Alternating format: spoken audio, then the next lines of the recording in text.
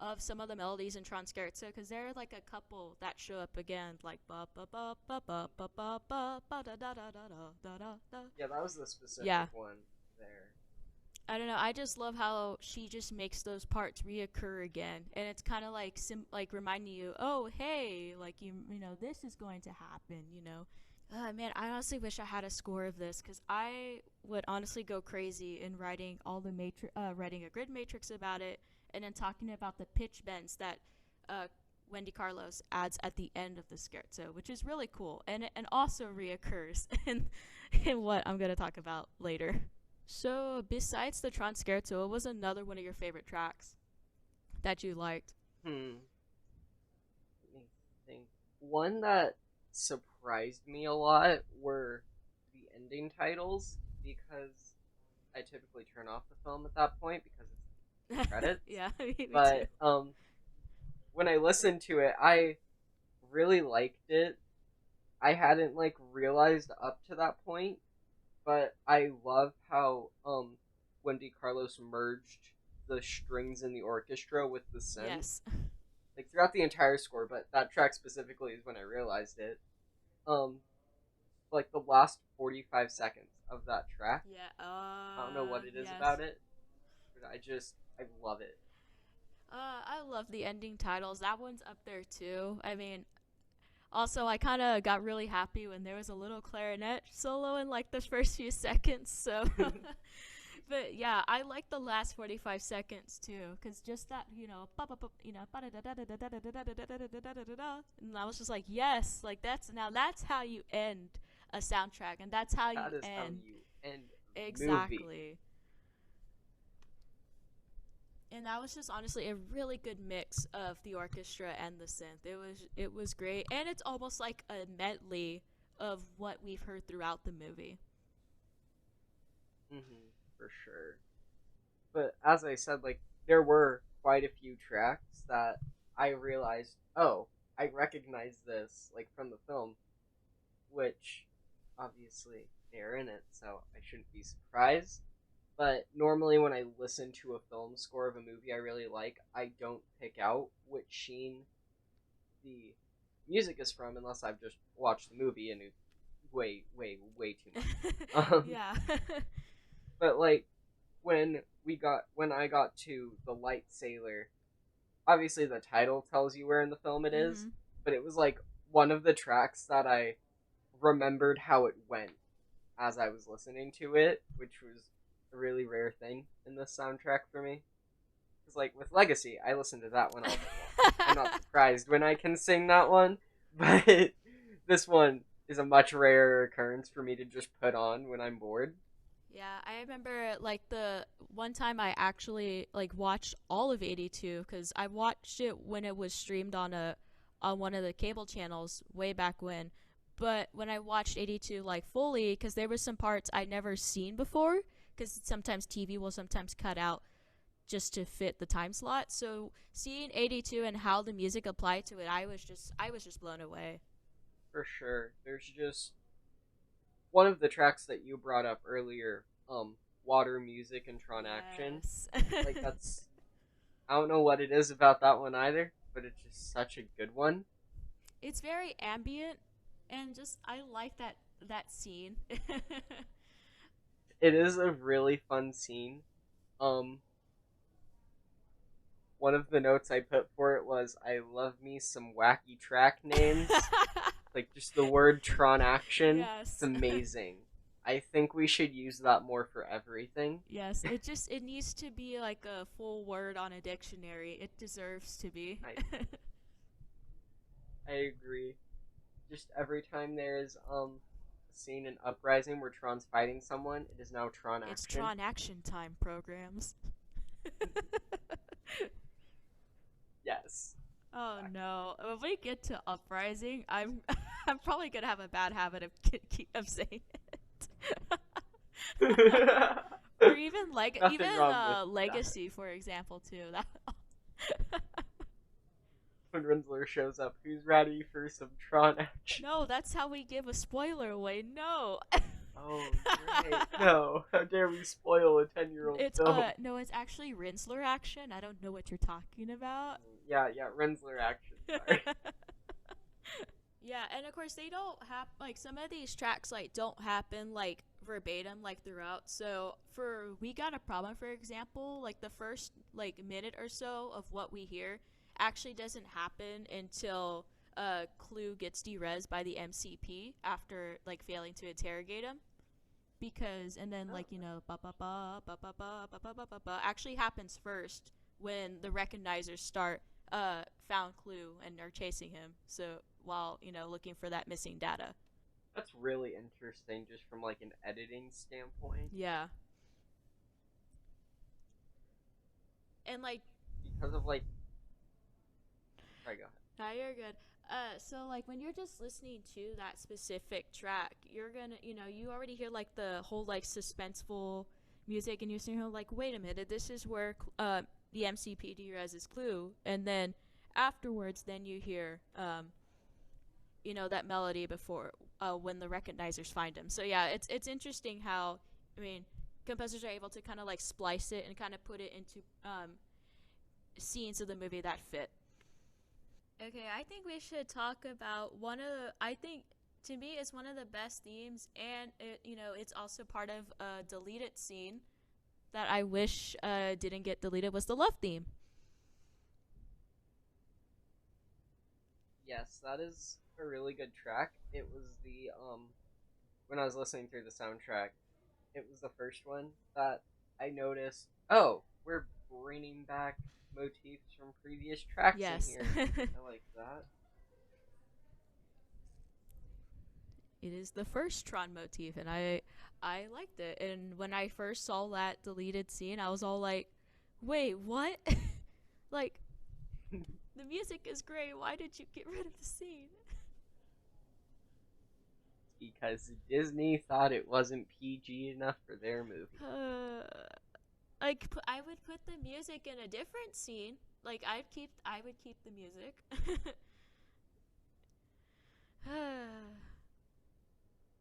Yeah, I really like the love theme. It is just really pretty, and of course you get that first like few segments from Creation of Tron, and of course you get the main like first Tron motif again. I mean, the love theme is one of Mm-hmm. again another one of my favorites from this soundtrack.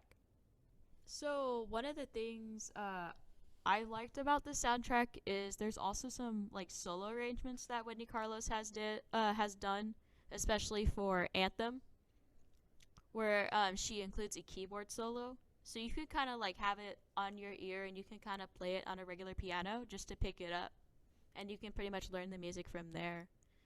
I mean, I don't know where I could find a score because I honestly would play it 24/7 on a keyboard. Mm-hmm. When Anthem started, like all of my notes for that are just, I like it. I like it a lot. I want to play it. Of course, like the problem for me is I would have to transpose. I would have to transpose up Yes. because I play on a B flat instrument. So Mm. the struggle is real sometimes, and sometimes I'm mostly thinking B flat while I'm trying to like look analyze music in C, and I'm just like, no. Oh no. Oh no. Yeah. If there's a primary key that I would say that this soundtrack is mainly in, it's in C major, especially because the main themes come back, and when I like analyze each track, I found like the majority of it was in C major, which is a really easy key. It's often coined the people's key, or in this case, the program's key, so to speak. But yeah, C major is definitely the primary key here, and I'm happy for that because it's always good to have no sharps nor flats, or in my case, just two sharps. I'm okay with that. Mm-hmm. That's some major Tron action. Yep. The whole vibe of 82 is great, and I feel like Break In is is just a really good demonstration. I think it's one of the good real world tracks, like tracks in the real world scene of the movie. So Mm-hmm. like when Flynn, Alan, and Laura, break into NCOM. I just like how whenever they sneak through that one area, and just Flynn is just doing this weird, trying to be stealthy behind Laura, and Yeah, Laura's just walking through. yeah, and the usage of the high strings there, going up there in the upper octave, it just kind of really enhances the whole stealth, the stealthiness that Flynn tries to do before he gets down to group 6. So yeah. Okay. So we've like hit the half-minute mark, so to speak. So I guess, like, what are like your final thoughts on 82? I think it set the atmosphere for the film amazingly, but also for like the entire rest of the franchise. Um 2.0 specifically just feels like an extension of 82, but we'll talk about that Mm-hmm. later. Yep. But even Evolution, Legacy, Uprising, and Runner, you can see that 82 influence all throughout them. And I find that so amazing that even after Daft Punk did what they did, they still went and looked at 82 for inspiration. Yeah. So this entire movie really was a pioneer for technology in general, and it kind of served as an inspiration for many other Disney productions, and that's what like the greatest thing about Tron. And then Wendy Carlos just she inspired so many composers that we'll be talking about later, such as like Nathan Grigg from who composed Tron 2.0, um, and then Joseph Trapanese, who composed Tron Uprising. So it's just really great to see a movie and like the music of the original Tron just kind of like really set the bar for the future productions of Tron. So it's just great to see. It's just it was a really powerful start in both ways. Definitely, yeah. Um, Moving on to 2.0, which was made like 20 years later. Um, yeah, that's correct. 20 years. It's just immediately from listening to the first track of 2.0, I realized this score goes way harder than it has to for a 2003 computer. I was mind blown when I was listening to this soundtrack. I actually found like an extended version that had like 79 tracks. So it was almost the equivalent of the. Yeah, that's the version I listened to. Yeah, it's like the version of the Metro Tokyo edition of Tron Legacy. So you get to see everything. So it was Mm-hmm. it was great. But yeah, this soundtrack in general, like, first of all, Nathan Grigg, I want to applaud you on how much you've paid homage to the work of Wendy Carlos, because there are so many references to Tron 82 in the 2.0 soundtrack, and I was just blown away on how he utilized it.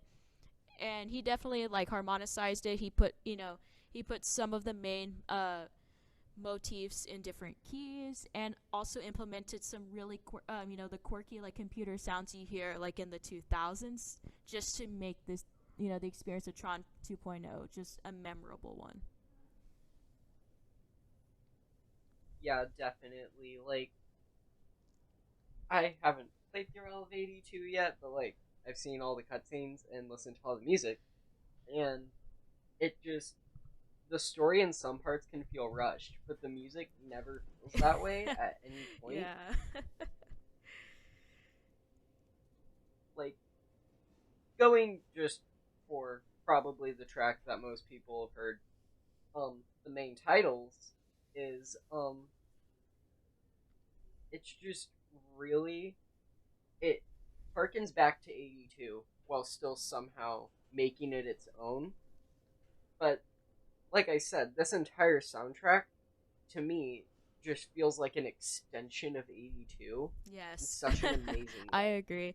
I put on my notes, hey, you want 82 fan service? Well, this has a lot of it. So yeah. Yep, for sure. I thought the main menu for 2.0 sounded like a track from Portal. Oh yeah. and like a few more of the tracks have a bit of a Portal vibe to it, which is really interesting because I remember seeing a thing, and I don't remember who made it. I'm gonna look it up. Um, and someone mixed. I want to say it was Sea of Simulation from Tron Legacy with a track from Portal 2. I don't remember who made it.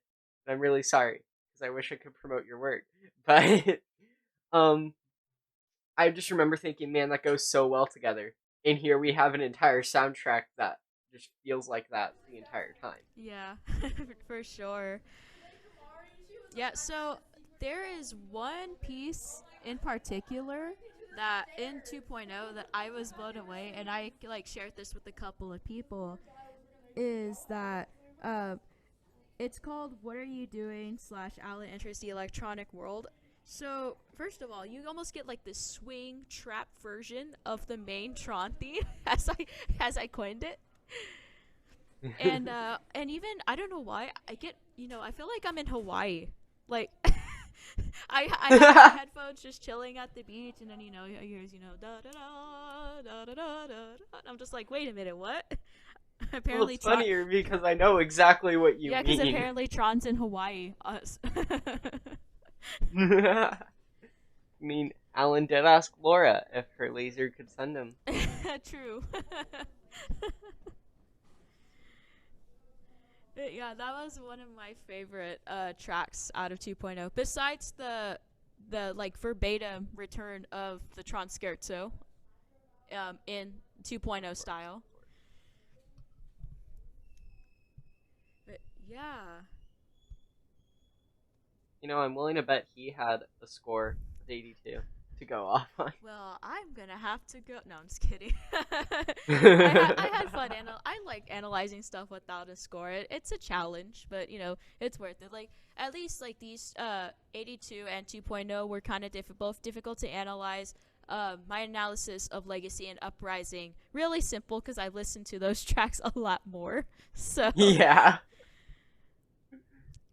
Yeah, when we get to those, it'll be a lot less, it'll be a lot more refined than what we're doing here yeah. because both of us have just ingrained those tracks into our Yeah. memories. Okay, there's one thing I do want to vent about Tron 2.0. There's too many chimes. I don't know who, like which like musician played the chimes. First of all, I applaud you, but there's too much of you, man. Okay, like I'm just like, why is there so many chimes? And I put that in my notes. I'm like, I don't know if it was supposed to be like a motif, maybe for Mercury, but I don't know. To me, there's just too much. I'll take. There's a limit, and he crossed Yeah, I'll it. take more of the skirt, so it's okay. Let's see. There was another theme that again, this is where like the instruments mix with the synth real well. Which is when the FCon team enters the computer, and so you hear this really loud bass clarinet solo, and it goes all the way down to the lowest range of the instrument, and it's just great because you get that mix of the synth and um, the instrumentation. Mhm. Because like that was something I talked about for 82 was the way Wendy Carlos was able to mix the synth and the full orchestra so well. And once again, they brought that back for 2.0, and I almost want to say it's a little better. Yeah, a little enhanced. It's an upgrade. Yes, it's an Yeah, upgrade. Tron Action 2.0.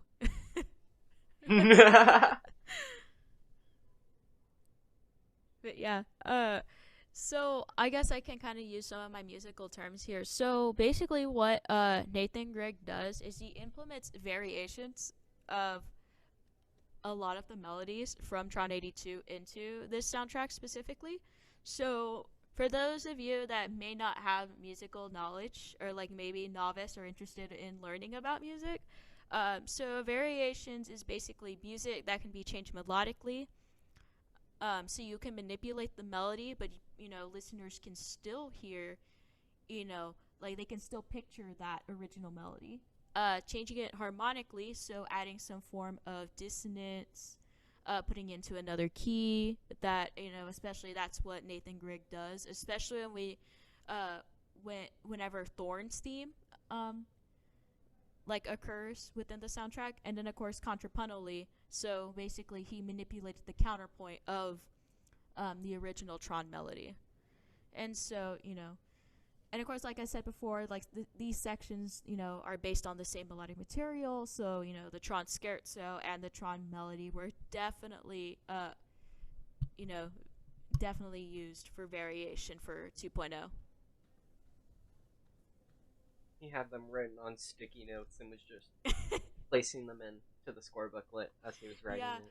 it. So sometimes there's always sometimes composers will often maybe go train with some of these composers. I mean, I don't know, maybe if this happened, but maybe Nathan Grigg maybe either got time to study with Wendy Carlos on how to master the synth, or kind of I don't know.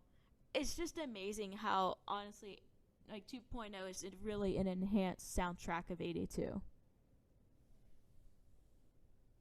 Yeah, that's just like I said, like both of us said, when we started listening to it, we were not expecting it to be as good as it was.